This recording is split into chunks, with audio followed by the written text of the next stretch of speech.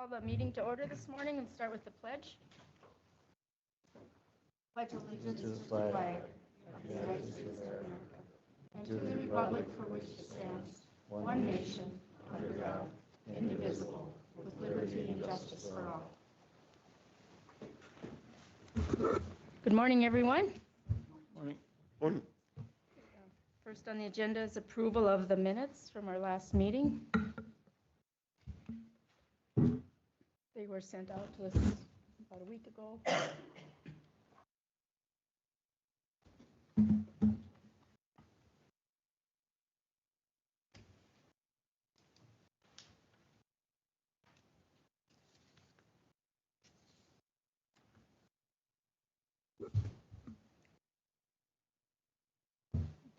I'll move to approve as presented. Okay. Is there a second? Second. Motion by Commissioner Heiser, second by Commissioner Kleeman to approve the minutes from the last meeting. Okay, approval of agenda. Before we do that, I'd just like to say, I think in the best interest of the public and everyone here at the board, that when we ask for additions to the agenda, that we don't bring up policy items that morning without notice to the public and our fellow commissioners. So, anything with policy or significant change, I think it'd be better that we let Sally know and that it get on the agenda so it's not acted on the spur of the moment. I know I asked Aaron Burst about it too, and he said, really, the additions are more of an emergency situation or administrative things that comes into the auditor's office. And so it just We got to vote on the agenda. Right, and that's what I was talking about. Yeah. Minutes. We're going to talk about the minutes. Minutes. We have voted on Oh, the minutes. I thought we did. Oh, all in favor, say aye. Aye. Opposed. Okay, sorry Okay. about that. So then approval of the agenda. So it's just something like Aaron Burst had said. It's kind of call it gentleman's agreement that, to be more respectful to each other, so we know what to expect and plan for it ahead of time, that it get on the agenda, just calling into Sally before she sends it out. So, and I know there are emergency things that come up and administrative things, even special use permits, so we don't have to have a special meeting. That type of thing is very reasonable. So I guess with that, any additions to the agenda? Commissioner Heiser? No. No. Commissioner Pelton? Commissioner? Nope, I have nothing. Sally, do you have anything? I do. I need to add Bros Engineering. They're going to present the project award. I need to add an AG violation letter we received and our annual auditor's audit. What was that? Our audit, yeah, annual audit.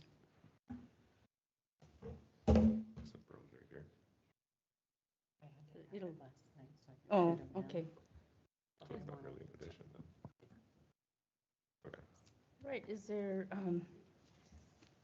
a motion to approve the agenda as amended? Nice to move. Second.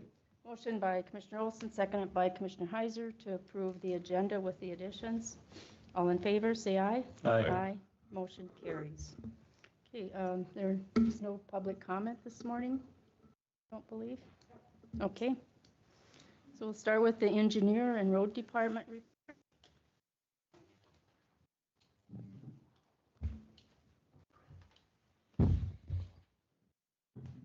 Good morning. Good morning. Just a brief update today. 92nd Avenue, that project's been on hold for a little bit. I would like to restart those discussions. I'll have to have a visit with Jeremy on status of that other project so we can decide if that's possibly in the works to be bid here soon. 12th Street, we're just working on finalizing the negotiations for the easements. I do have a few by mail that are pending. You do have bid docs ready for a tentative May bid opening. I'm going to cross my fingers for that. On 16th Street, We're starting to schedule those easement meetings with landowners to secure those signatures. I do anticipate that being constructed this year still.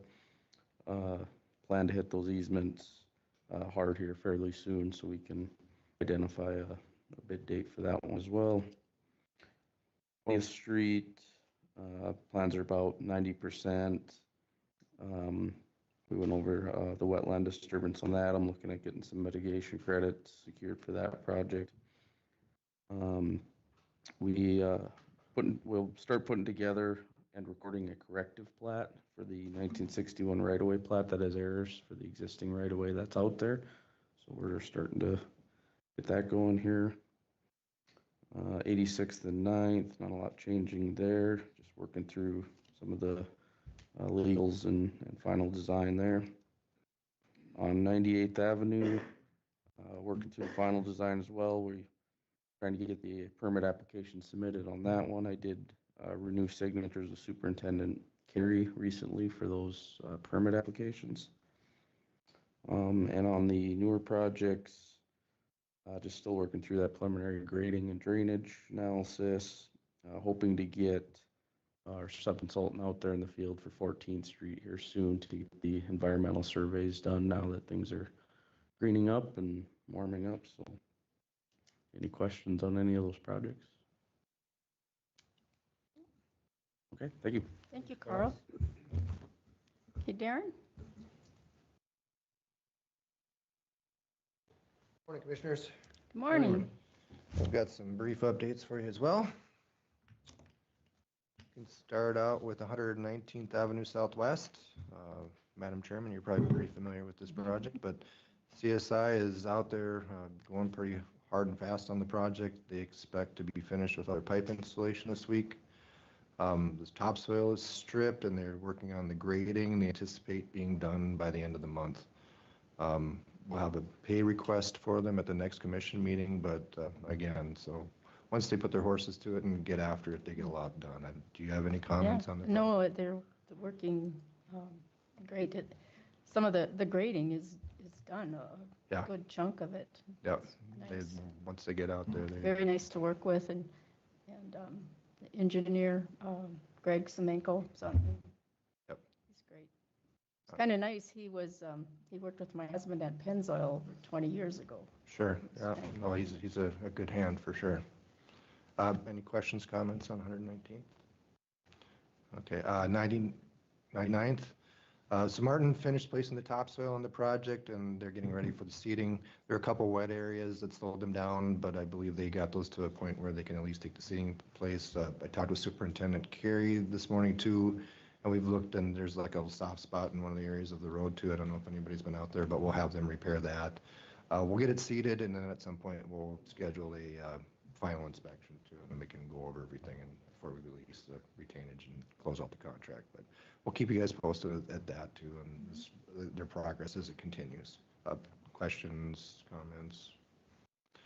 So for Manning, we still are getting submittals from JK. They haven't requested a pre-con yet, so we don't know when the start date is, but we anticipate with the warmer weather coming now too, that should be in the very near future. Again, once we hear from them, we'll keep the road department and the commission informed as when that takes place, and we'll schedule it accordingly.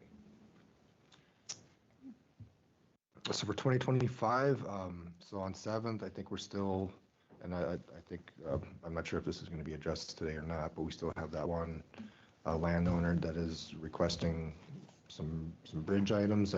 Does that want to be brought up now, or? I think Mike's got that Okay. document. If I don't know if we know that, so we're waiting on one landowner then. I think the commission's been working through it along with Superintendent Carey. I'm not sure where that stands yet. I haven't heard it.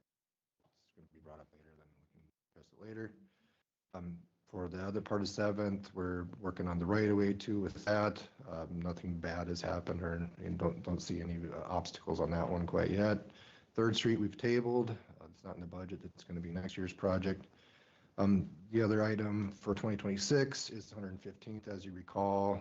We've had one landowner on one parcel of land that's been started out somewhat responsive, but they've been dragging their feet, and then now they've become non-responsive. At the last commission meeting, I kind of enlisted Superintendent Carey, who has somewhat of a relationship with one of them, to try to reach out, and I don't think he's getting anywhere either. So they're not accepting cultural surveys quite yet, but that's going to be coming here soon. So I think we're going to have to try to find out something that we can do to reach out, and that might be involving a commissioner or a letter or something like that, just to get a response. So, and with that, that's all I have. Questions, comments? Thank you. Thank you. Thanks, Darren. James?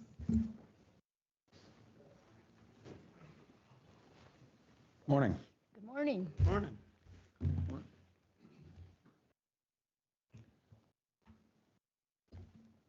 A single update here on 82nd North. 404 permitted is expected before the end of April. We were able to contact the one landowner opposed to signing easement, and after a positive conversation, we are expecting a call back this week for further discussion about them reconsidering. All the other landowners along the route have given positive feedback. We're moving forward with document prep and can possibly advertise in June and bid in July or sooner, depending on the wishes of this board. Sounds good. You're making progress. Yeah, Yep, thank you. yeah, thanks. Rose? Here now? Yeah, there he is, Eric, sorry.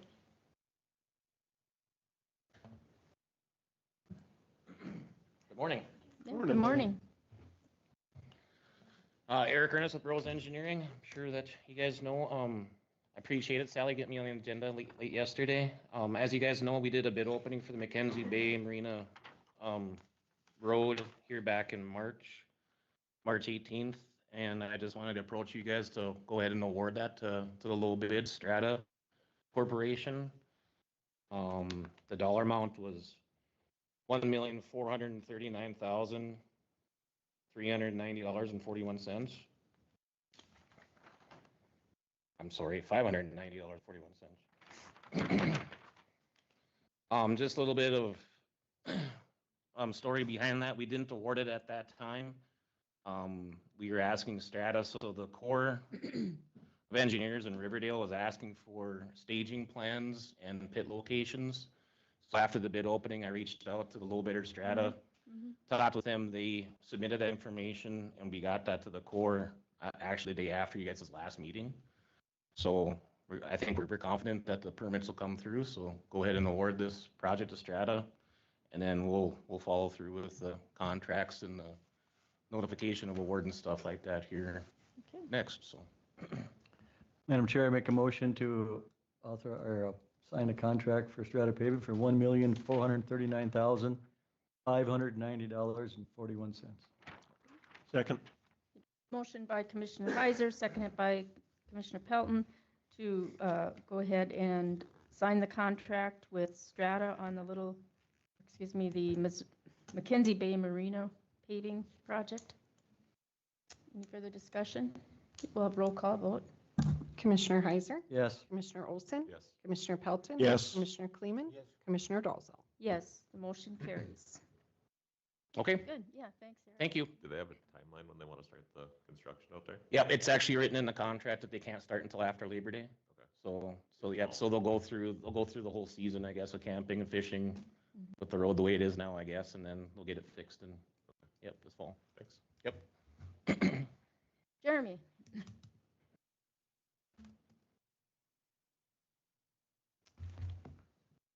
Good morning, Commissioners. Good Morning.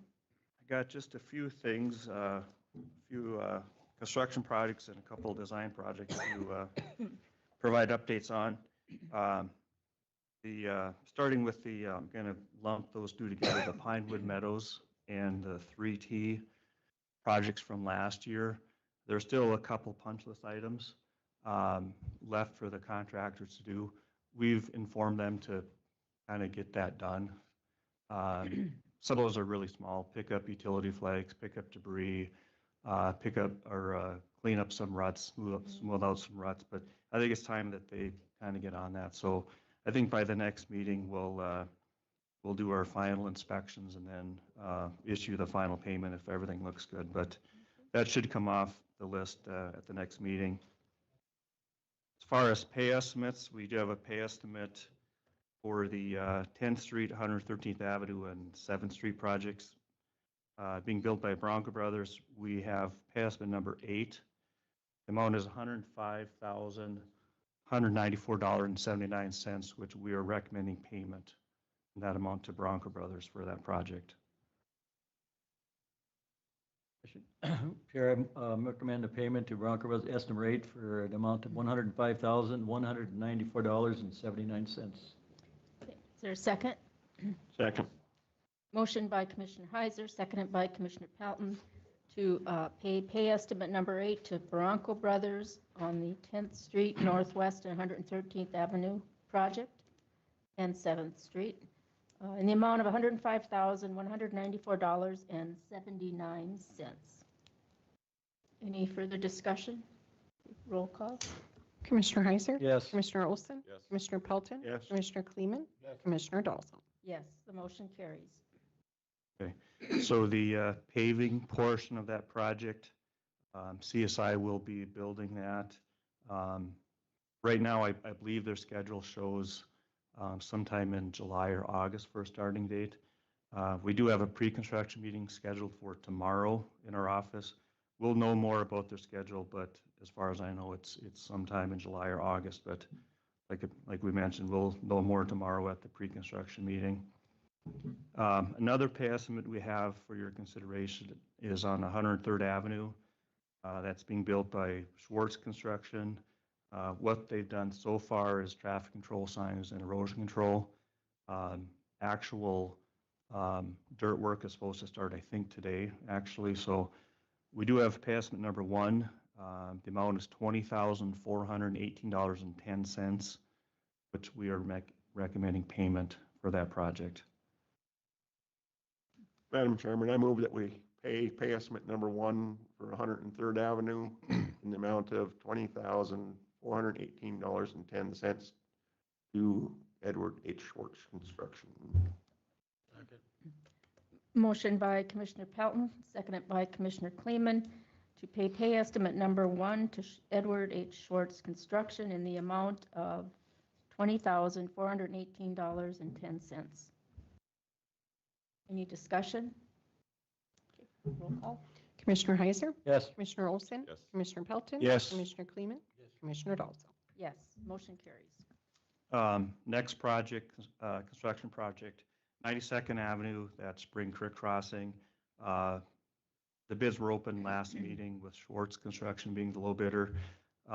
We don't know their schedule, but my guess is it's going to be late in the summer for that project. A couple other projects we're getting ready to bid. I'm probably going to jump ahead just a project. The Spring Creek Road project east of 110th Avenue. That's a double cell box culvert and about 1,000 feet of grading. We have that one set up for a May 6th bid opening, so that'll be the next meeting. And also 11th Street project from 97th West for 2.5 miles. We have that set up for a May 6th bid opening also. The other project that is fairly close to bid opening is on 114th Avenue. We're showing a May bid opening. I certainly think that's possible. It probably won't be the May 6th bid opening, but we're looking at probably the May 20th bid opening date for that project. One other project that I think we potentially may do some redesign is on that Werner area project, 90th, 91st, and 3rd Street. I think we might potentially modify our design to avoid a portion of that project.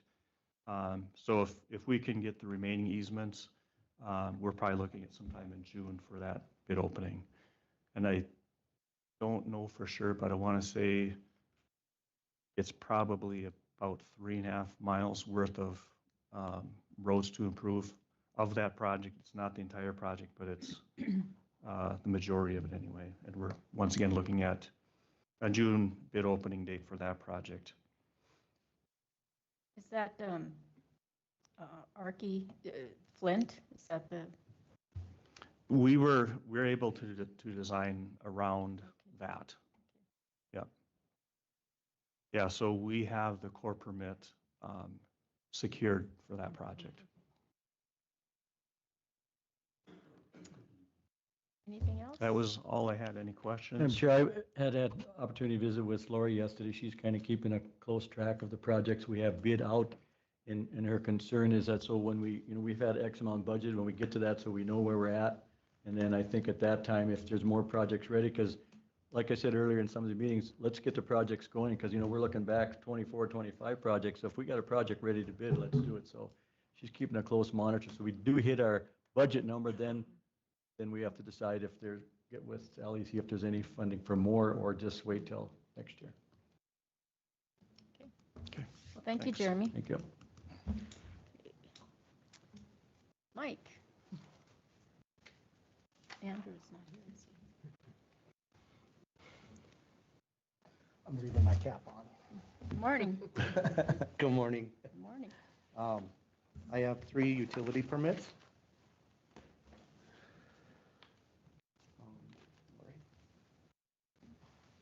The first one is for Teresa Dvorak on 101st and 16th. It's Southwest Water Pipeline. She got permission from Bob Dvorak, so we're good to go there, and I recommend that one be approved. Second one is Jared Denzisen. He lives on 7th Street. I don't know if you guys know where he lives at, 7th Street, over by Brad Schmitz in that area. And he's wanting to put a water pipeline on 8th Street underneath the road for his cattle. And I recommend it's a 1.5-inch poly that he wants to put under. I recommend go for that. And the last one is way over in the southwest corner of the county, 118th Avenue. It's for Rough Rider, and they want to bore underneath for power for a house, a new house. And I recommend approval of that one too. Madam Chairman, I'd move to approve the utility permits as presented. Motion by Commissioner Pelton, seconded by Commissioner Kleeman to approve the 3 utility permits as presented. Any further discussion? Okay. All in favor, say aye. Aye. Opposed, motion carries. Thank you, Mike. And the other thing I have to, we had, Lori drafted a letter to Pat for the Dukart Bridge. Oh, So I don't know if Pat is on, but maybe give you guys a.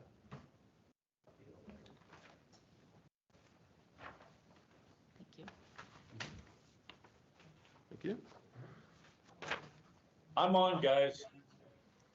Good morning, Pat. Morning. Morning. And so we were just wondering, Pat, what you thought of the letter that we drafted for you and what direction we could go or can go. Okay, refresh my recollection, guys. You've had quite a few of these recently. Was this the one where the road isn't as depicted in the 1961 filings? No, it's it'd be the Cody Dukart Bridge off of 99th. I'm trying to recall So that Pat- one. So Pat, this is where the county discontinued the section line road and sold the old bridge to Daryl Dukart. And basically, that's what happened in the past. And now Cody Dukart, Daryl's son, is wanting us to rebuild or put in a crossing where that bridge was that was sold to Daryl Dukart, what, 20 years ago? Yeah.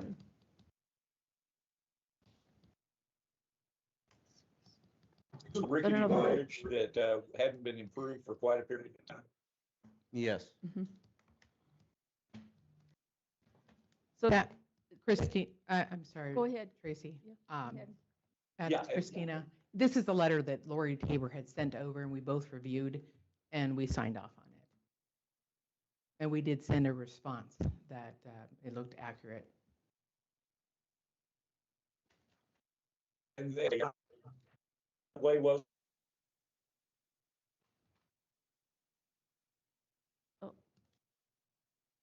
Is he talking? I think he's froze up. You froze, Pat.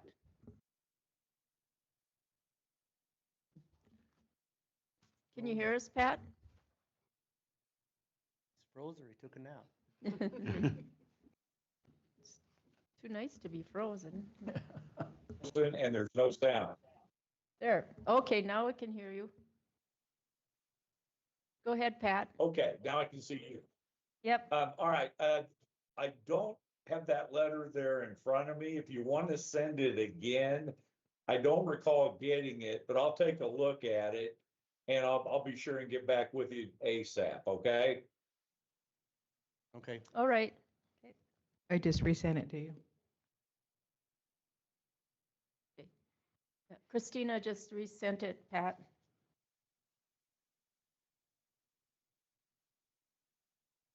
Let me pull it up here.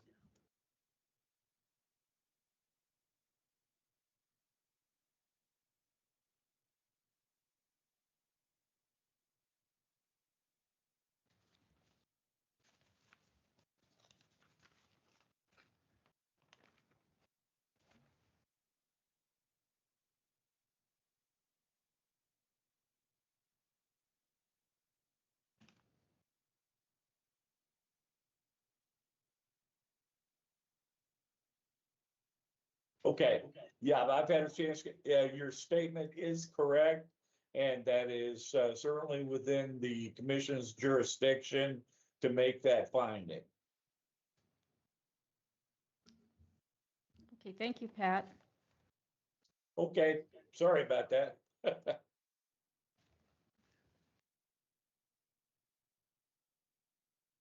So it would be in your, the reason we're bringing this is in order to proceed with a project, we have to have this bridge. We need a motion to accept this agreement.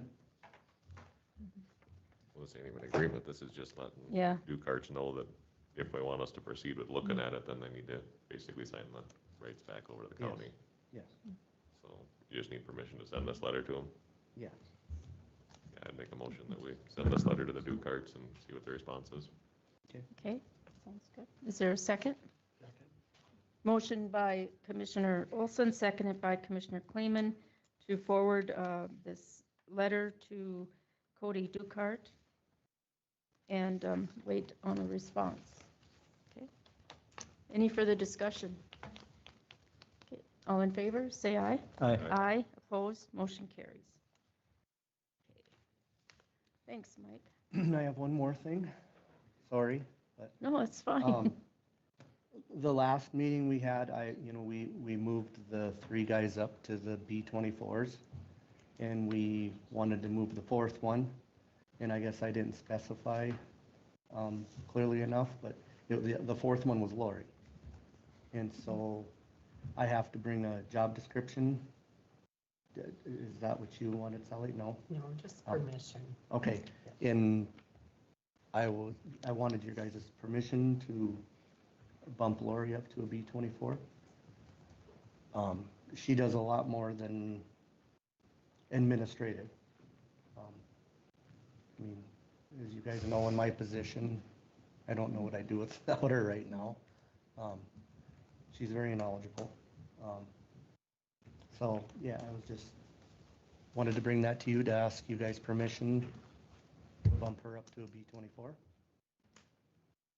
I guess I'll make a motion to go ahead and bump her up to. Is there a second? I'll second.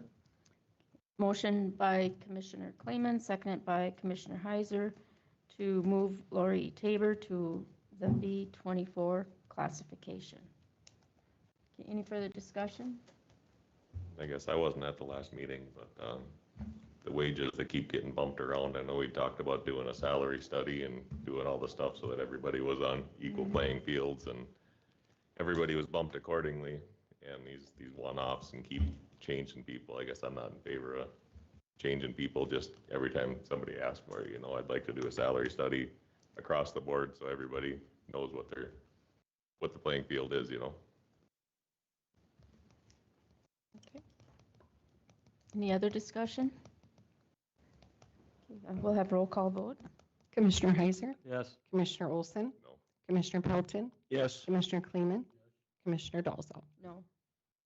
Motion passes. Okay, anything else? Done? Good. Okay. Okay, thank you, guys. Yep. Thank you. Thank you. So, what time are we at? 9:30? Did Eric?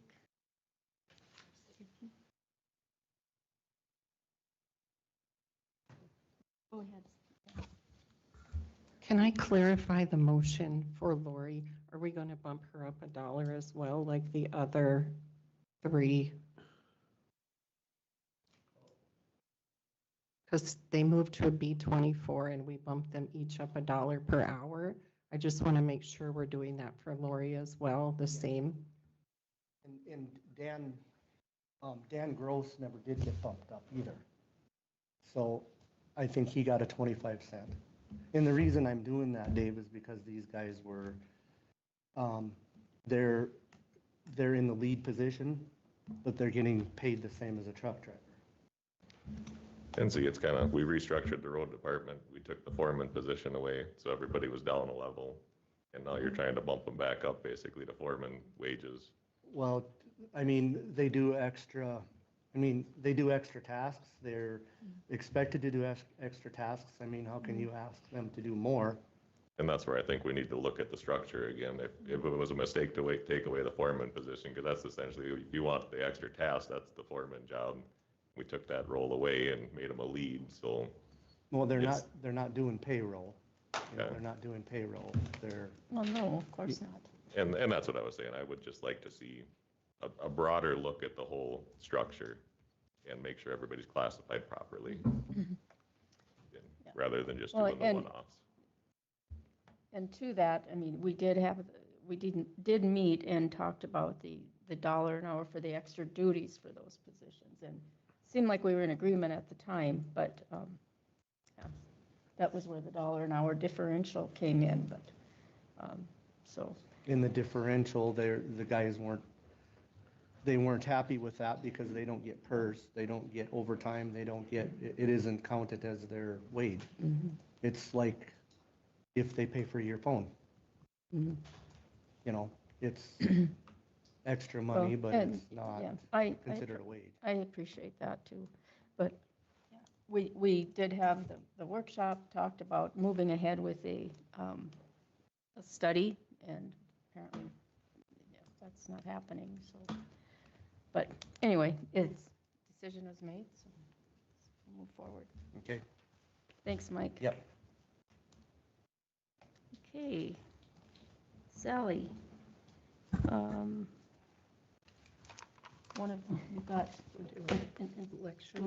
election inspectors. Yes, so every election year at this time, we need to appoint our election inspectors to each polling location, including the absentee location. We have 5.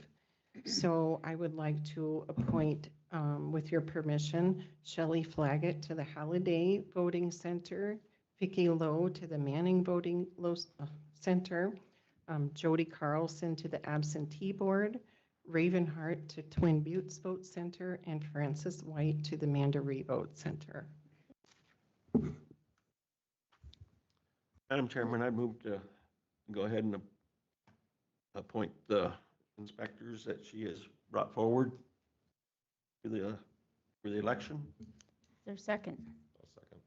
Motion by Commissioner Pelton, seconded by Commissioner Olson, to appoint the inspectors as presented for the upcoming primary election. Any further discussion? All in favor, say aye. Aye. Aye. Motion carries. Thanks, Sally. Special events permits? So we have a special events permit. We're getting prepared for the July 1st through the 4th celebration. I have one from Greg Armitage, DC Pub and Grub. It is for the Killdeer Rodeo Grounds from July 1st to July 5th.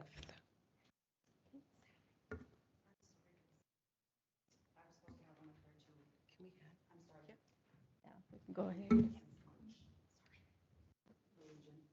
And we will add one more to that, the Ezra Barrows Post. So same location for the July 2nd, 3rd, and 4th rodeo grounds. So if we could get permission for both of those. So Ezra Post and DC Pub and Grub. Madam Chair, I'd make a motion to approve the liquor license for the presented ones. Okay. Is there a Second. Motion by Commissioner Heiser, seconded by Commissioner Pelton, to approve the 2 special use permits for the July 4th rodeos. Correct? Yes. Okay. Any further discussion? All in favor, say aye. Aye. Motion carries. And the what? School bond? Yeah, let's take care of all these things right now. So we have the last remaining school grant funding application for the Killdeer Public School. I did look at all of that, and they are within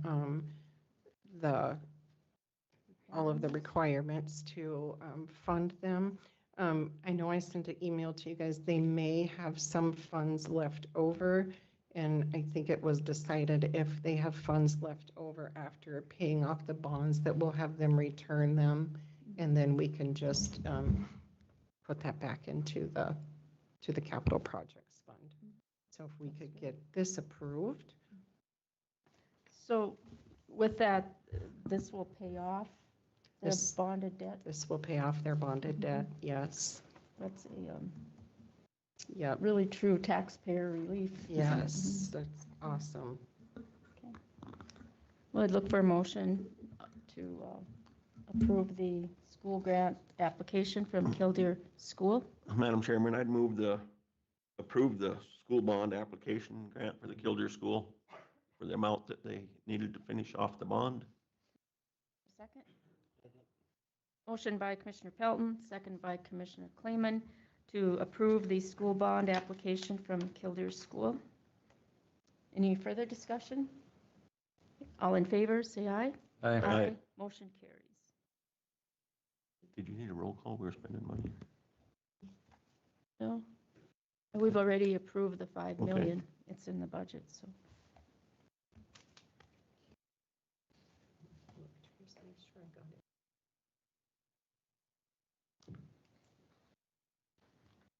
Okay, the next thing I just want to make you guys aware of is we are having our annual audit.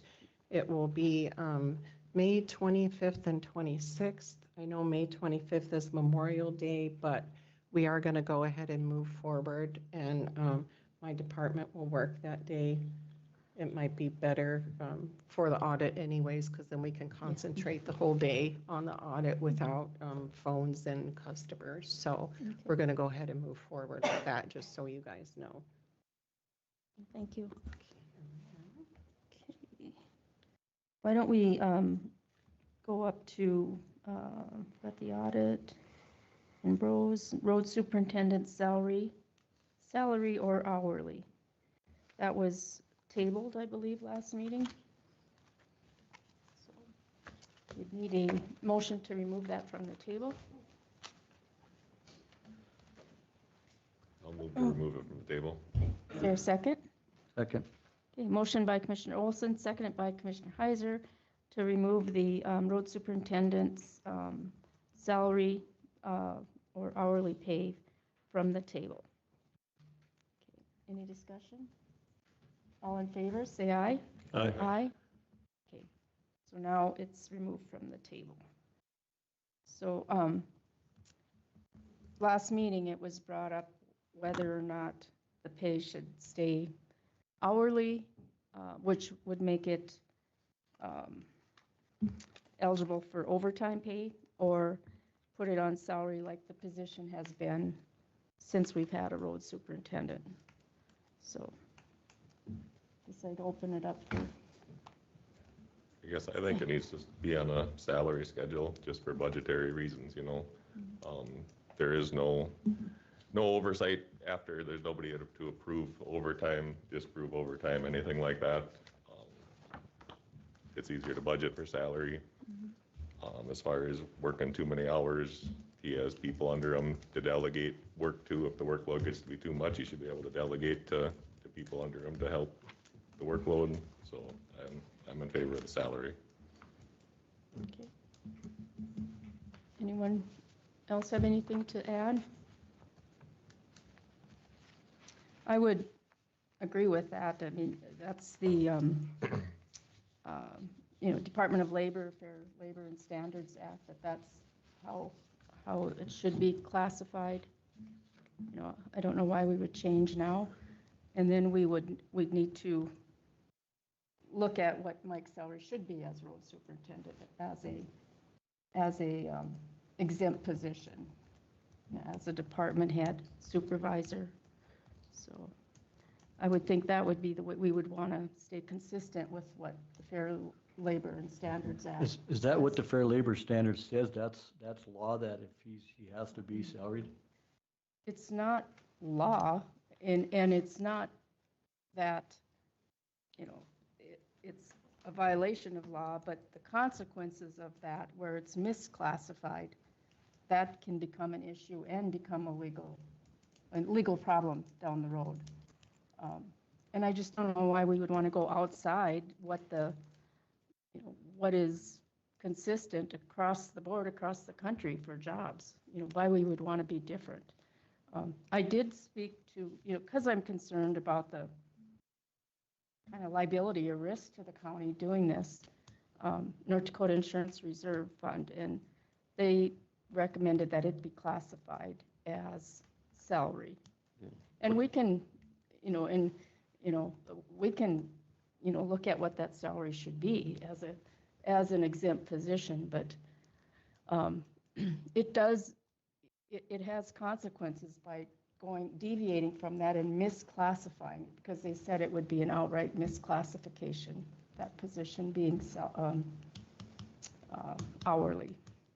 Every one of our department heads across the whole county is salaried. So we need to be consistent across the county for everybody. So if we go hourly, we could put them all hourly or all. Well, Want to go hourly for every department head? I mean, yeah, if you're doing one, you should do them all. Be everybody, not just department head. Time clock. it isn't just a time clock. Then it would mean that each one of us as commissioners would have to come in and sign time cards or approved time. And how can we do that when we're not here 100% of the time to know? I mean, it just opens up a whole big can of worms. And that was INDERF's concern. And they're our insurance coverage, and they're very concerned about it.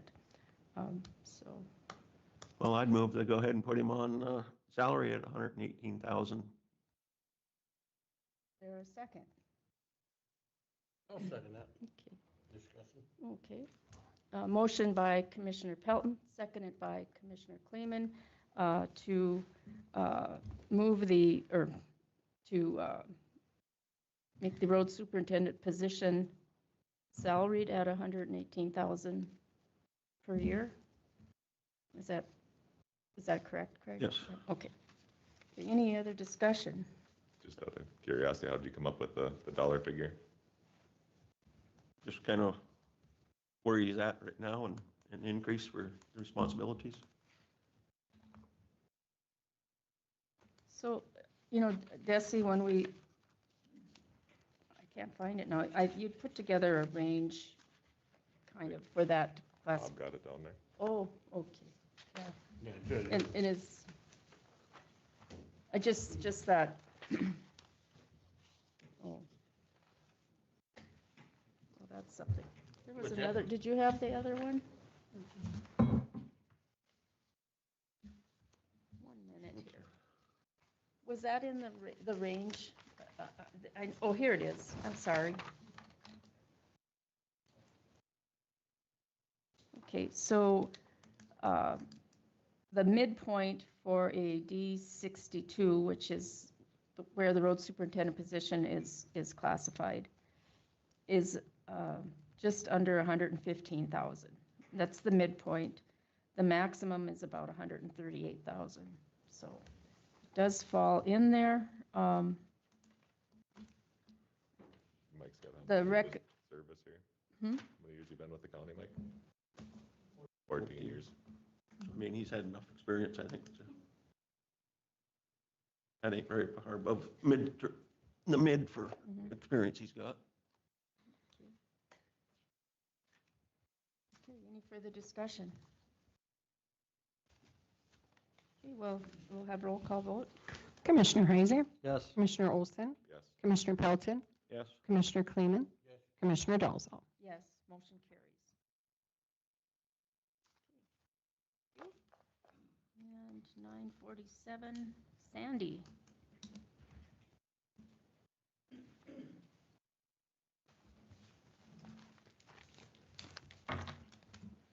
Good morning, Commissioners. Good morning. Good morning. Last night, we had our planning and zoning hearing, and we had one application come forward.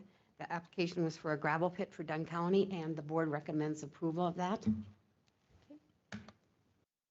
Madam Chairman, I'd move that we go ahead and approve the permit from the planning and zoning. Okay, is there a second? Second. Motion by Commissioner Pelton, second by Commissioner Heiser to approve the conditional use permit as recommended by planning and zoning. It's for a gravel pit. Yes. Okay. Any further discussion? All in favor, say aye. Aye. Aye. Opposed, motion carries. One thing, make a comment about Sandy. Last night, we had the meeting. Before we got to our car, she had the minute, I thought, ding, who's here sending emails? And she already had the minutes done before we even got in our car, so thank you for being responsive. And she done a great job at that public meeting too, so that's. Thank you. And we've got our wind farm one on May 12th. Yes. That's the actual Yeah, hearing. we'll announce that next week. We'll be starting, I'll be working with Luann, and we'll get that out next week. Thank you. Anything else? Yes, now I'm going to change hats. I am the chair or president of Vision West ND. Tracy Dalzell is my vice chair, and we also have Sally Whittingham as one of our board members now. Once again, we will be, we're putting on the Behavioral Summit. It'll be June 17th and 18th, and we are asking for, last year, the last few years, Dunn County has sponsored $7,500 sponsorship, and I'm asking for that again this year. And then with that sponsorship, we have three free attendance. So if since I'm on the board, I get mine free. So if any of you are interested in going to that behavioral health, it's a great summit. You learn a lot. We have a great lineup this year. So I would just request the $7,500 for the behavioral summer conference. And it's in Dickinson. It's in Dickinson, June 17th and 18th, yes, at the Astoria. Board's wishes? Yeah, I'll move to donate the 7,500 for the Behavioral Health Summit. Okay. Is there a second? Second. You decide. Motion by Commissioner Olson, second by Commissioner Heiser to donate $7,500 sponsorship for the Behavioral Health Summit in Dickinson, June 17th and 18th. Okay. Any further discussion? We'll have roll call vote. Commissioner Heiser, Yes. Commissioner Olson, Yes. Commissioner Yes. Pelton, Commissioner Kleeman, Commissioner Dalzell. Yes, motion carries. And I will get a hold of you when it gets closer and see if any one of you would like to attend it. Like I said, it's a great conference. It is, yeah, very Thank you. much so. Okay. Well, I think maybe we can take our break right now and come back at 10 o'clock. Bessie, since we've discussed the FLSA, there's no, okay. So we'll remove that from the agenda. But try to be back at 10 and we'll finish off the rest of the meeting.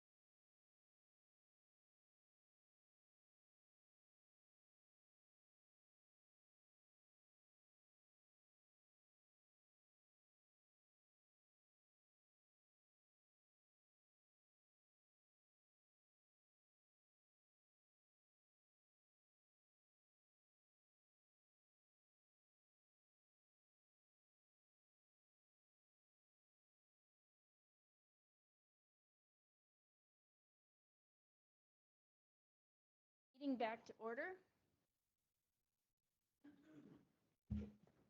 Places, everyone. Let's see, we were going to talk about the county engineer job description. That was sent out by Sally a week or two ago. And I noticed a few things. I think Commissioner Pelton did too. There was under leadership and administration, there was a statement, develop, implement, and administer department policies, procedures, and operational standards. I mean, that's a kind of an overall statement, but maybe it should include working with the road superintendent to do that, to add that language, if you're all right with that. And then under financial and resource management, it says monitor expenditures, approve invoices, and ensure cost-effective use of materials, labor, and equipment, and prepare and administer the department budget, including capital improvement planning and long-range financial forecasting. And I think those two things should be with the road superintendent. Yes, they should be. Yeah, so they working together. And then there's a sentence, oversee equipment planning, acquisition, maintenance, and replacement programs. That would probably be more the road superintendent's duties than. It falls under our shop person right now. Yeah. So I think I would strike that because it's more geared to the department already than what an engineer would do. And then that under leadership administration, that respond to emergency and coordinate resources, I think that should be along with the road superintendent too, because he's the one that's gonna know where his equipment is. And yeah, they would work together. And a lot of that is kind of assumed, but put the language in there. This way it's spelled out. Mm-hmm. Anybody else have any? I've got a few, Madam Chairman. I'm going to start from the top and go down, like talk about position summary, effective management of personnel and budgets. I think if you're talking a road budget for a project is one thing, but I think the management of the personnel would be under road superintendent, because I don't think if we do hire an engineer, he's going to have, unless we go full blown, he's not going to really have any people under him. Yeah, I had that struck out too, I guess I did. So effective management of projects, budgets and resources, and maybe that too, or just effective management of road projects. The personnel would be the biggest thing, I think. The budget, are we talking project budget? Are we talking a total county budget for equipment, fuel, labor, whatever else? So that's kind of, should be tweaked somewhat there. Effective management of project budgets and resources would, yeah, somehow. It's just kind of a play on words, but. Yeah, because I think down below we put the budgets, with both of them already. Yeah. So strike personnel from that sentence. You may not want to strike personnel. You don't know what this position could grow into, Yeah, that's. And there could be a future where there is personnel that are directly under the engineer, if he has supplementary staff or whatever. I mean, we can always update the job description as we go. And if that comes, we can go back and relook at the job duties. Or administer department policies, procedures, and operational standards. That's pretty vague too. Right up here, develop and administrate department policies, procedures, and operational standards. I mean, what? The way the road department operates, how we function. I mean, it's just. That's where we're thinking of adding, working with the road super.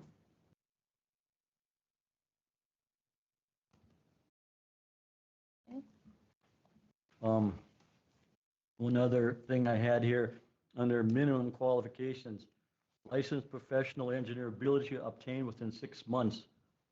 So what I understand about being an engineer, I think you got to be under somebody for at least, what, 4 years as a EIT? Are we hiring an engineer, or we hire somebody we want to train? So I think if we do hire somebody, he should have an engineer's license, not must obtain within 6 months, because what I understand is they have to be trained under a licensed engineer for, I think, a minimum of 4 years. Matt, is that? Yeah, I think the only reason you'd have it 6 months is if somebody came from outside the state and they had to get a North Dakota license versus. Oh, okay. A little time to transfer it from state to state. Yeah, I'm sure, Oh, because yeah. every state is different, so, Mhm. yeah. Okay.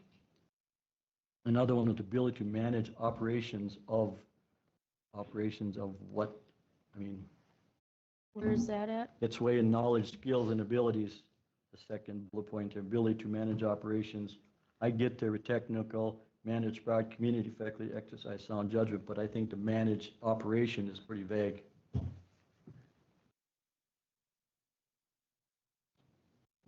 I think in job descriptions, you try to leave it a little bit vague, so Mhm. it covers everything too. Well, and I guess, yeah. I think that's probably all right, because, I mean, the road superintendent has his job description and duties, and Well, just so the line is drawn in the sand, because the first thing we would want to do is start to have a power struggle. I could see some of that probably happening. I mean, so. And that's not what we want. We want these guys to work together to get the good product at the end. Exactly. We don't want them fighting against each No, other. so that's like, I'm bringing these points up, so we kind of know what authority do you have? I still struggle with this. Like I said, I'd sure like for Mike to try this out for a while, see where he's at. You know, I worked in a position like Mike's got for 21 years. I promised Mike that I'd help him. I've got the time to help him. I just think we should see how he functions with this here, and how many questions he has. I mean, not everybody, I mean, I've done road construction and engineering and stuff for 46 years, so I mean, not that I know everything, but I could sure help Mike. So if we want to move forward with it, it's one thing, but I'm kind of having second thoughts, but I'm only 1 of 5, so. I think he's gonna get to try it real quick, because we got all our road projects kicking off here. Mhm. Either they're already started, or they're starting real quick here, so you're gonna be jumping in with both feet right now. I think it just takes a little off his plate and gives him time to do a better job with what he is doing. Mhm. We don't want to spread him so thin that he can't get a good job done. And this process is gonna take some time too. Yeah, Yep. it will. This ain't gonna be We haven't done. offered the job to anybody, we haven't even advertised yet, so you gotta go through advertising and interviews and everything, so there's gonna be some time to. I sort don't this see out. any wages here too. I mean, where are we at for salary? Well, I think first let's, decide if the job description is good, and move ahead, and then we'll have to set a range Mhm. of, I don't think, I guess tweak some of the points you brought up, but we all brought up, tweak them and then bring it back to us, and then go from there. well, I think what we tweaked, we remove personnel from the top under position summary. We add the language of working with road superintendent under develop, implement, administer department policies, procedures, and operational standards. Respond to emergencies and coordinate resources, protect public safety and infrastructure along with the road superintendent. And working with the road superintendent, prepared and administered department budget, including capital improvement planning and long-range financial forecasting. Strike the oversee equipment planning, acquisition, maintenance, and replacement programs. That falls under, now Trevor Hulk is doing that with Mike. And, yeah, I mean, that's really the only tweaking. So I think to move forward, and it's like, I think Commissioner Pelton said, this is going to take a while. So I think we'd be all right to approve the job description at this time with those, With the changes made. yep.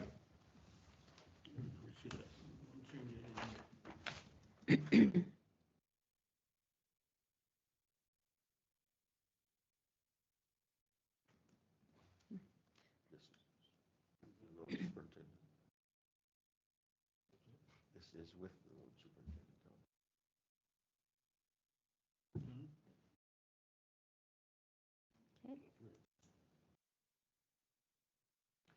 So another item here, establish, maintain priorities and oversee repairs. I think that one should have with the road superintendent, along with that. And then even to manage road system signage. And a lot of these things, like I said, they can be worked between the two of them like this. Okay. Your wishes. I'd move to approve the job description with the changes that have been made today. I'll second. Motion by Commissioner Pelton, seconded by Commissioner Olson to approve the job descriptions with the changes as discussed. Any further discussion? Okay, we'll have a roll call vote. Commissioner Heiser? Yes. Commissioner Olson? Yes. Commissioner Pelton? Yes. Commissioner Kleeman? Commissioner Dolzall? Yes, motion carries. Okay, do we want to go ahead and look at a salary range? I know we talked about it or a little bit when we had our workshop, what that range should be. We had salaries from other counties, oil counties all of the big, Williams, Montreal, and McKenzie have road engineers, oil counties. So, Bessie, do you have those numbers at this time? No. So, do we want to table that and? I think we should table that and then at the next meeting, bring back a copy of the changes and then maybe come back with some recommendations of the salary. Okay. I guess we should have a salary before we open the job. I don't think we're to that point at all. Okay. Okay. Well, then we'll just bring up the salary at the next meeting and whether or not to post it. Does that make sense? Okay. All right. Okay, the Historical Society is here for an update.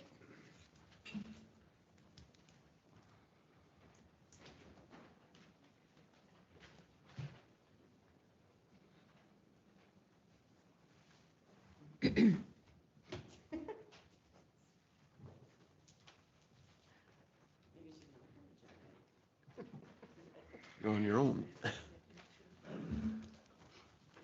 Linda.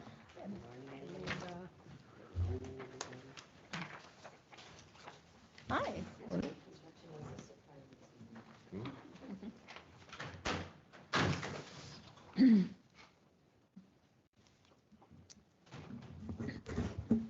Good morning. I'm Linda Kittleson with the Dunn County Historical Society, and Sue Powers-Hartman is here with me also.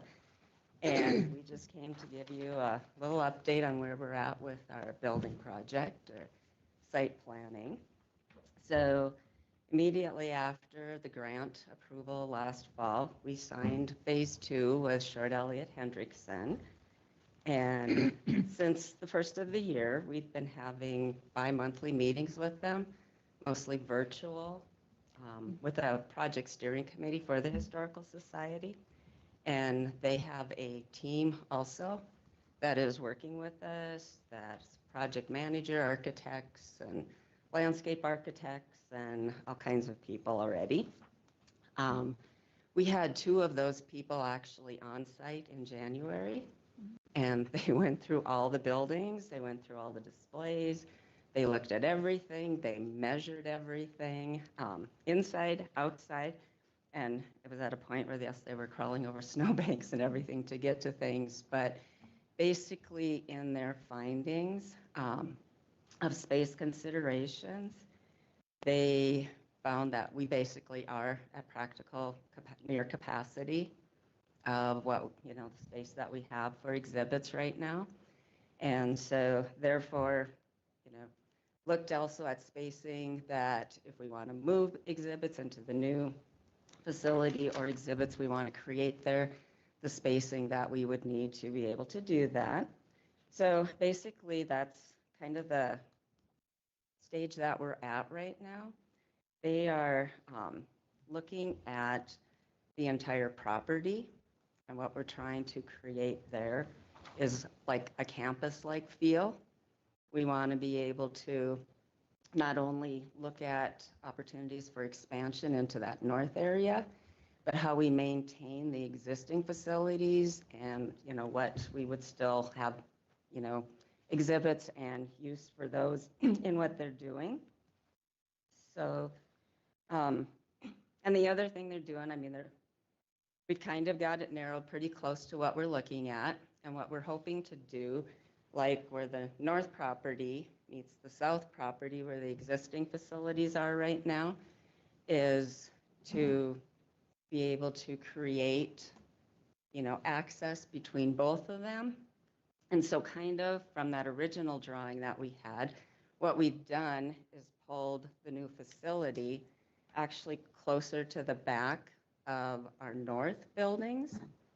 And because we have a slope back there, we're actually looking at like a walkway between the current facilities into the new facility, but potentially that would mean that it would need to be like a 2-story facility. And, you know, but that would give us handicapped accessibility and everything to get from the current facility into the new area. And beyond that, what they call our unique site features. So what we're trying to fit in with that also are the things, other things we talked about, like patio area by the new facility for outdoor gatherings, amphitheater, the memorial gardens, other outdoor exhibits that we could potentially have, and parking and accessibility, obviously. But the other thing that we're looking at is the fact that if we move that facility closer to the existing facilities, that we won't use at this point the entire north property area. And so that's still under discussion, but what we could do right now, you know, is potentially save it for future expansion. And they are kind of looking at accessibility for that, if we do that. But also the fact that right now we could have outdoor activities happening out there too, until we actually do have plans for the future with that. And the other thing with moving the facility further south, where we had looked at coming in from the north side off the county road for driveway access, we're actually looking now coming in from the west side, off of 3rd Avenue Northwest in Dunn Center, because the streets are really nice down there right now. So, at least on the west side of us, they're getting close to finishing up the rest of it too. So that's kind of where we're at with that, and I can come back to that. Just real quick, I wanted to highlight a few other things on the back side there. 2026 again for the Dunn County Historical Society is the 50th anniversary and the 40th anniversary of the museum facility, the buildings, whatever. We're planning a celebration for this on July 5th. We'll also have some other events, you know, during the year. Our new Dauntless Dunn 3 is scheduled, hopefully, you know, publication and printing and everything will be done. That we'll be able to have a release for that also on July 5th. And if anybody doesn't have their family histories in, you still have till May 1st. And the other project, not with the grant project, that we did and we're working on right now in conjunction with this is a public engagement and promotion plan. And we've engaged Agency Mabu, and we're in a phase 1 with that project. It includes market research, brand strategy, and communications planning. And basically, what we're looking for in this is we're going to have a narrative that's going to tell the history of the Historical Society, history of Dunn County, and hopefully pique interests of tourists, to come into Dunn County and to the Historical Society facilities. But the main reason for doing this at this point in time is that when we move into phase 2 with them, they will complete our image, the branding, and put us in it, basically be ready for campaign fundraising for the project that we're doing, for the building and this stuff. So we'll have all of those materials, outreach and everything. We'll have assistance going forward with being able to do that also. And then just real quick, another project that we have going right now, it turned into a way bigger project than we thought. We're putting heat pumps in the machinery buildings. And if you know, the west one is where we hold the cream can supper now, but we don't have heat and air in there. But by doing that, we'll be much more comfortable for visitors to year-round. Sometimes they're not open during the winter when it is cold over there. Plus, if it's hot when we have the cream can supper or activities in the summer, we'll have the ability to have the air conditioning in there also. But in the end, we're working also with MDU. We needed to add electrical capacity to be able to do that. But when they come in on that north end by the machinery buildings, then we've got to start also for access to our north property. And John Abinger, Quality Air and Electric, is working on the installation of that for us. And the goal is to have that one done by September. The goal on the marketing research one is to have that project done by about June so that we can tie into where we're at right now with approximate July being done with the phase 2 of our site planning. Yes, I've been busy. I told somebody sleeps beside the point, so.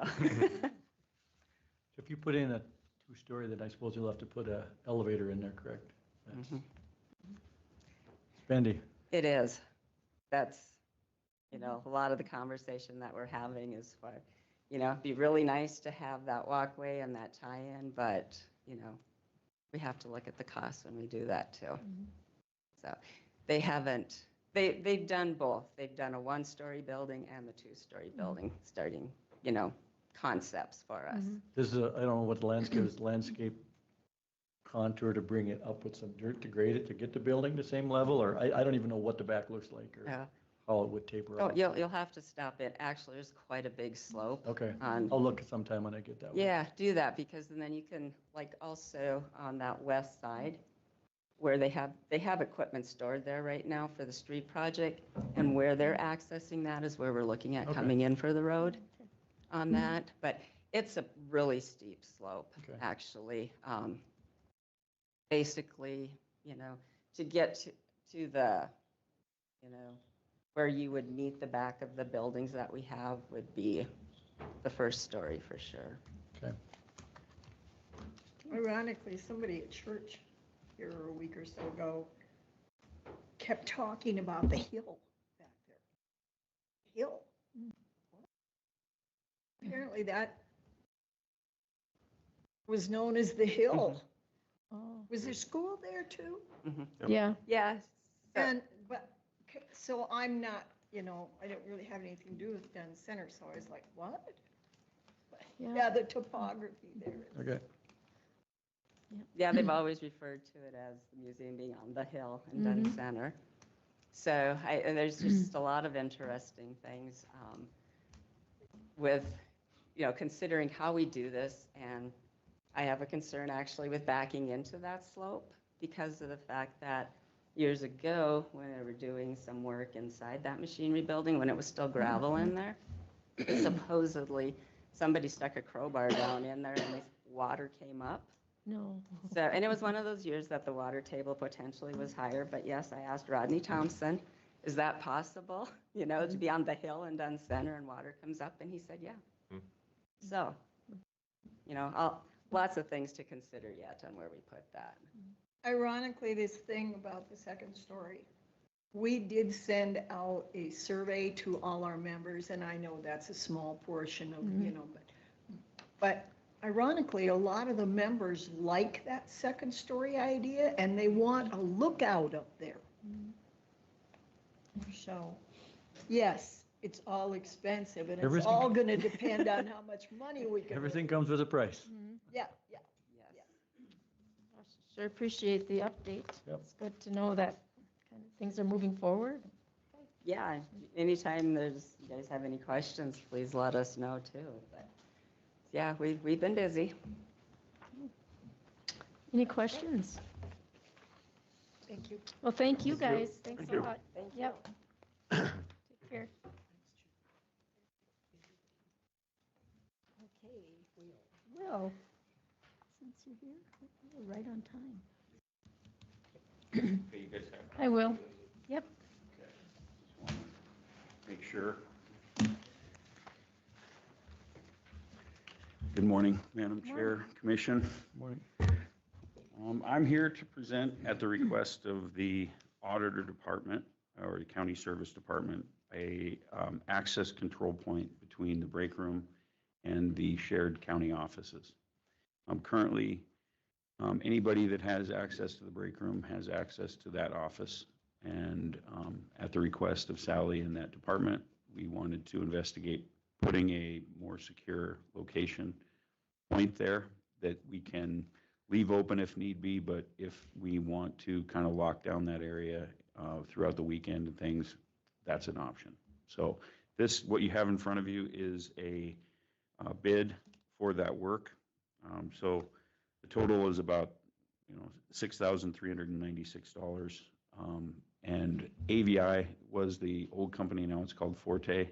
They're who we are kind of tied to with our access control. It's a proprietary system, so they and Johnson Controls, and they are more easily somebody we can get a hold of and access. So this is, I'm seeking approval from you. If you have any questions, I'm here to answer them. It's kind of a wild price, but I guess it is what it is. I mean, if it's price hard and it can't. There's quite a bit to it. They're going to have to run cable and things from that door point up to the second floor IT room. There's a magnet that controls, it's an electromagnet that turns on and off, basically to control that door locking mechanism. So it's not cheap, but this is kind of the cost of those items. So, Like I said, we just did similar bid in Taylor for some access door controls, and it was right around the same price to do it down there, so. yeah. That's not cheap. I just think too, one of the reasons we ask for this is, especially in election years, we have all of that state equipment sitting out. We have state computers, we have printers, we have all of the election equipment. And that's just something that we need to keep more secure. And with everybody having access, just being able to come right in, it's kind of an issue. There will still be people that have access, but it will be all recorded. It'll be cataloged. We'll know who comes and goes. And so that will add a little bit more level of security for that group. So you'll have certain key fobs that'll get you into the break room, but not get you through that door then. Right. We can set up groups. I work with Lisa on this, that we house that. Certain groups have access, certain groups don't. So basically, if you have access to the break room, that doesn't mean you have access to the auditor's room. Now, currently, if you have access to the break room, you have access to all that area. So. Makes sense. I'd make a motion to go ahead and approve the purchase of the door, whatever we need to get that thing locked up. I'll second. Motion by Commissioner Heiser, seconded by Commissioner Olson to approve the sales quote for door access to the auditor's office. The amount $6,396 $0.46. Any further discussion?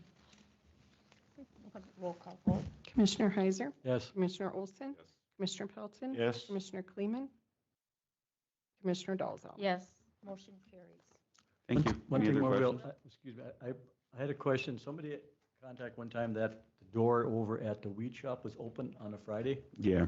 You heard, Yeah. you heard about that? We're aware of it. It's not the access control, unfortunately. It has to do with the door and the fact that the building has a positive flow of air. And so if you don't push that door closed, we're monitoring it and fixing the necessary equipment so that it latches. It's just not seating all the way.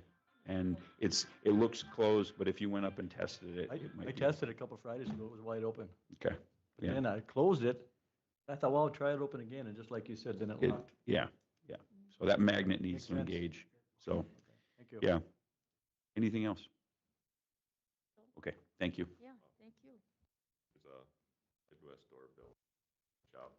Yeah, I'm aware of that. That's kind of where, I was kind of waiting for that one. Oh, yeah. That has to do with this winter, the sign shop, the main power line shorted out, and basically shorted every door opening operator. There were 8 of them. They all needed to be replaced. Midwest Doors was available. I basically worked with Trevor on that. Trevor got the work done. I said, we'll handle it. I've also talked to Sally about it. It's something that I think that we should apply to insurance. Yeah. I've got all those bills for that, the 2K, all the work that Trevor, he was kind of boots on the ground during that deal. It happened on a Friday. And it was before a holiday, and they got all that work done. Let me know. And then I'm kind of cataloging everything. We're not quite all done, and this was one of those bills that, yeah, I wasn't looking forward to getting, and I knew it was going to be expensive, but we need to move forward too. So, and if we need to see an itemized version of that, I'd be happy to provide it. So, okay. We have that back. I see it. So, Okay. yeah, I was just curious why we're replacing all the garage door openers. Yeah. If it shorted out, that's what it was. We also have some digging to do and figure out where that short occurred. It's just one of those things, I think, with the frost and the moving of the ground, I think it put enough stress on that line and shorted it out, and there's not much anybody could do. So, okay. Thank you. Yep, thank you. Thanks, Will. Will.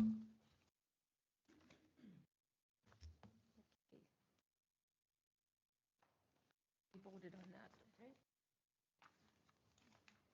Okay, everything.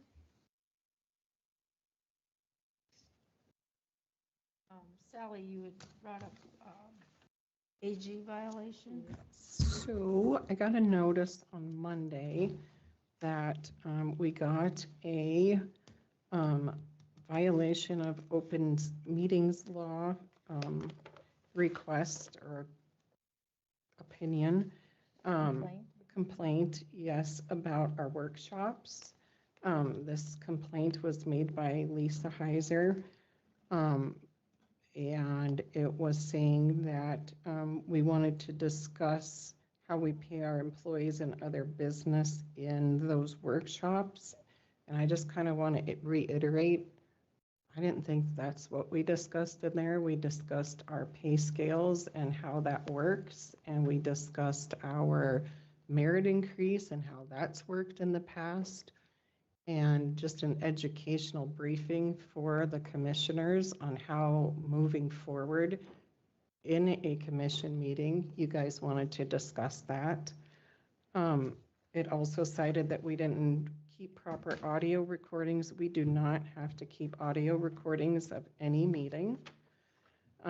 We didn't keep minutes. We kept notes because it is not a meeting. It was an education informational workshop, not a meeting. And it also stated that we didn't post the meetings like we post a commission meeting, and per century code, we don't have to.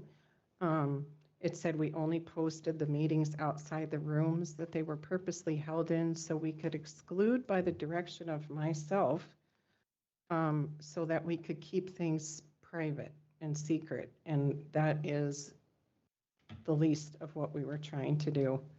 All of the workshops were sent to the newspaper, the agenda group.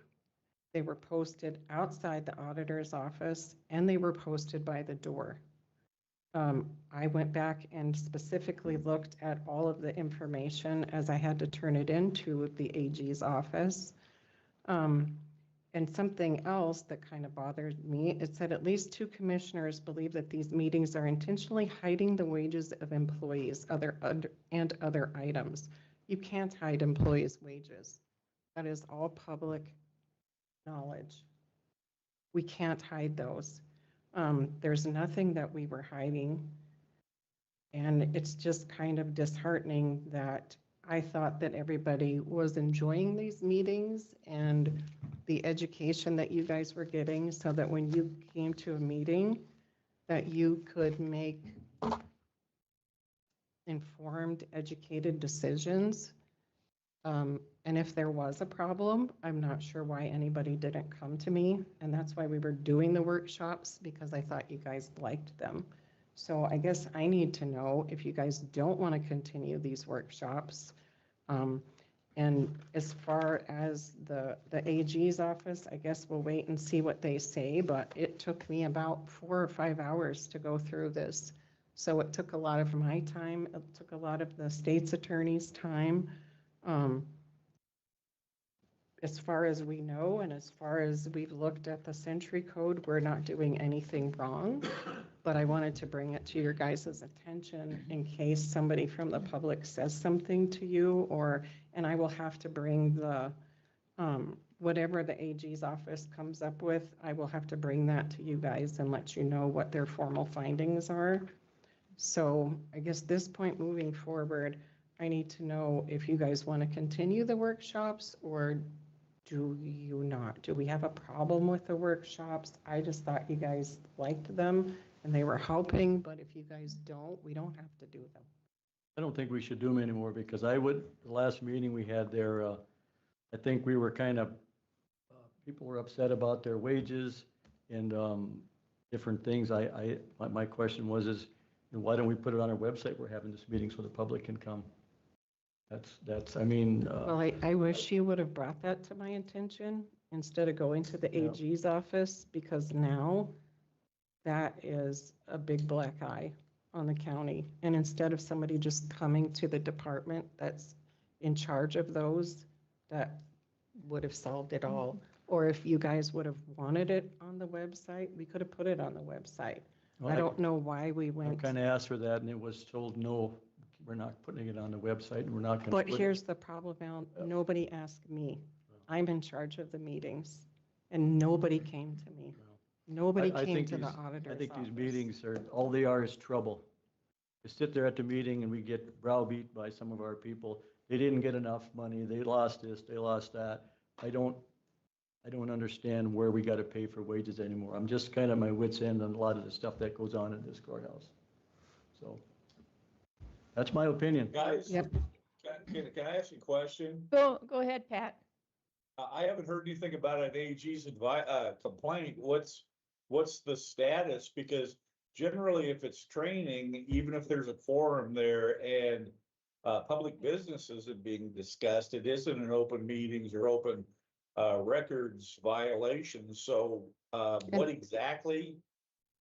And that's what it was, Pat. I will forward that to you. It was forwarded to Christina, but I will forward you all of the information that we have and the Century Code that we looked up. And I replied to the AG's office yesterday, because it is just, it's educational, it's training. Yeah, So- understood. I think on stuff like this, guys, where you've got the AG involved, you really should route that through Chris's office, because it can jump up and bite you, and there's some pretty substantial penalties and provisions if there is in fact a violation. Nothing I've heard so far, and I think somebody asked me this question a couple of weeks ago, nothing you guys have been discussing at these things is an open meeting, but that maybe somebody knows something we don't know. So I guess I would just say the so-called workshops, we're training. We can sit in a public meeting here for 2 or 3 hours and talk about how the pay scale works, the different classifications. And it seems to me we had decided to go ahead and have Desi and Commissioner Olson look into vendors to look at or redo our pay scale. They went through the work, they put it out there for the commission to consider, and it was voted down. So the next step was, well, now what do we do? And so we spent time together with department heads discussing how we want to, I guess, call it tweaking our pay scale to make it better and more understandable. And that's what this workshop was about. It wasn't about anybody trying to cause trouble, and it wasn't about anybody complaining about their wages.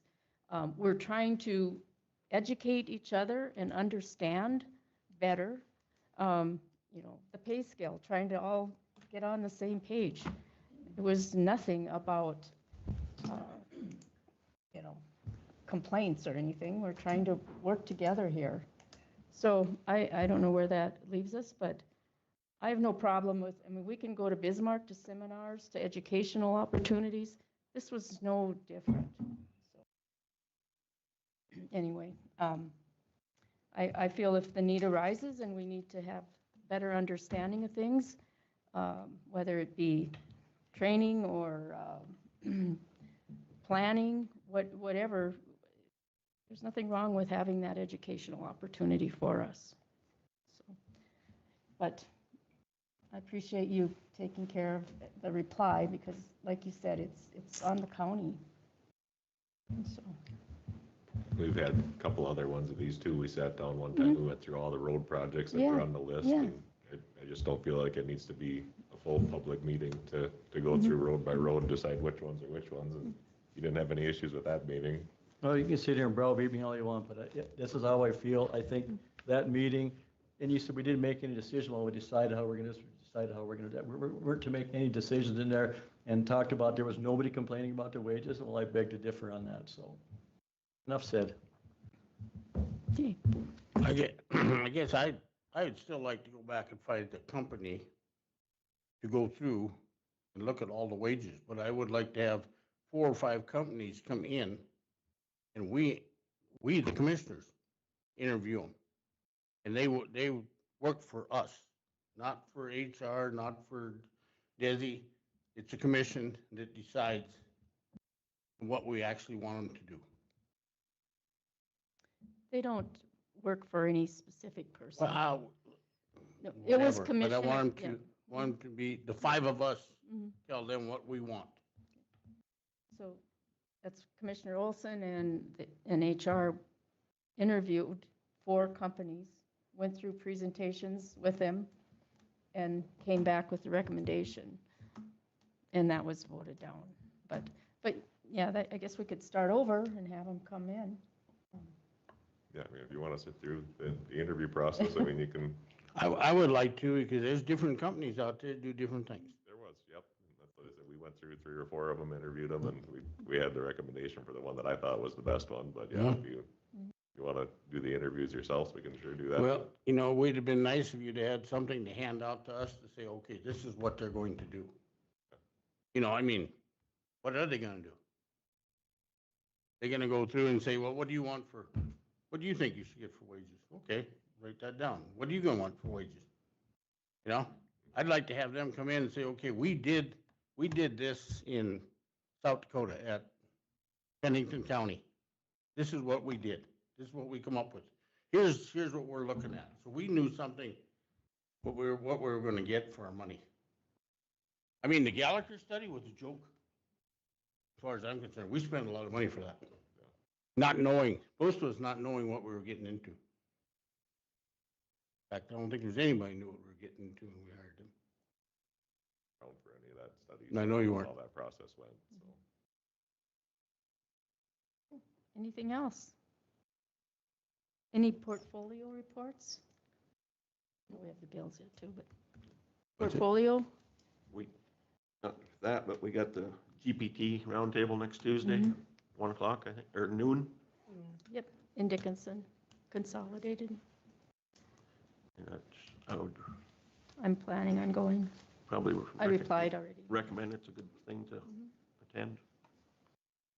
Okay. Any other portfolio reports? Nothing major. Okay. No, we got So we have the bills ahead of us, or here, the only thing left on the agenda. I make a motion to approve the bills. Okay. Through 'em. Is there a second? I'll second. Motion by Commissioner Kleeman, seconded by Commissioner Olson to approve the list of bills as presented. Any discussion? Any discussion? Okay, roll call. Commissioner Heiser? Yes. Commissioner Olson? Yes. Commissioner Pelton? Yes. Commissioner Kleeman? Yes. Commissioner Dolzall? Yes, motion carries. For a motion to adjourn? There is a housing authority meeting tonight at 5. Oh, okay, So we'll be talking about the programs that we've got going and stuff Okay. like that too. good. Housing Authority tonight at 5. Motion to adjourn. Motion to adjourn by Commissioner Kleeman, second by Second. Commissioner Olson. Any discussion? All in favor, say aye. Aye. Aye. Motion carries, meeting adjourned at 10:50. What's that, 1 Thanks, o'clock? everybody. Consolidated, I think. Consolidated.